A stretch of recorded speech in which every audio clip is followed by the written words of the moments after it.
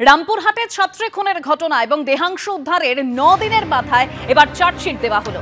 ছাত্রী খুনে ধৃত শিক্ষকই মূল অভিযুক্ত দাবি করা হয়েছে চার্জশিটে আর কি উল্লেখ রয়েছে আরো বিস্তারিত জানবো। আমাদের প্রতিনিধি ভাস্কর মুখোপাধ্যায় রয়েছেন আমাদের সঙ্গে। ভাস্কর, দেখো, যেটা জানা যাচ্ছে যে পুলিশ আজকে চার্জশিট দিয়েছে এই পুরো ঘটনার, অর্থাৎ ছাত্রী খুনের ঘটনায় আইও ছিলেন এসডিপিও রামপুরহাট নিজে, এবং একটা চাপ তো ছিলই চারিদিক থেকে, কারণ একাধিক আন্দোলন হয়েছে। আদিবাসীদের আন্দোলনের পাশাপাশি সিপিএম আজকে মিছিল করেছে, কংগ্রেস মিছিল করেছে, এবং আজকে পুলিশের তরফ থেকে রামপুরহাট মহকুমা আদালতে সেখানে চার্জশিট জমা দেওয়া হয়।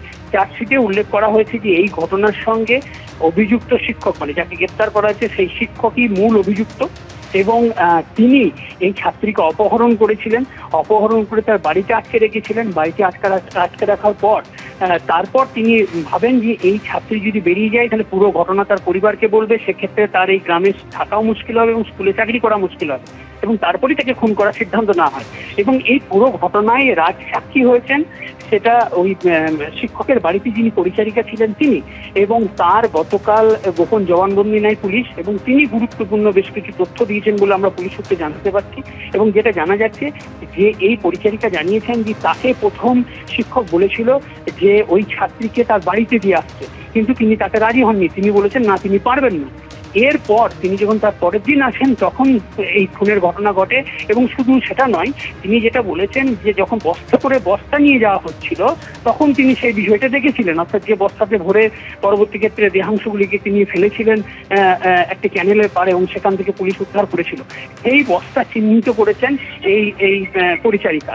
এই গুরুত্বপূর্ণ তথ্য গতকাল পাওয়ার পরই আজকে চার্জশিট জমা দিয়েছে, কিন্তু চার্জশিটের পাশাপাশি সাপ্লিমেন্টারি চার্জশিট জমা দেওয়ারও সেই প্রভিশনও রেখেছে, কারণ এক্ষেত্রে পুলিশ তদন্ত করে দেখছে যে এই ঘটনার সঙ্গে আর কেউ যুক্ত রয়েছে কিনা, সেটাও কিন্তু পুলিশের নজরদারির মধ্যে রয়েছে।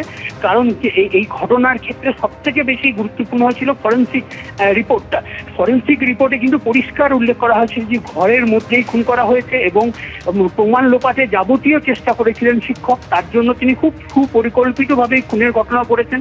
এবং যেটা পুলিশের সন্দেহ, 28 তারিখ অপহরণ হয়েছে, 28 থেকে 29 তারিখের মধ্যেই খুন হয়েছিল, এবং 28 তারিখে কিন্তু শিক্ষক স্কুলে যায়নি, কিন্তু 29 তারিখে স্কুলে গেছিল।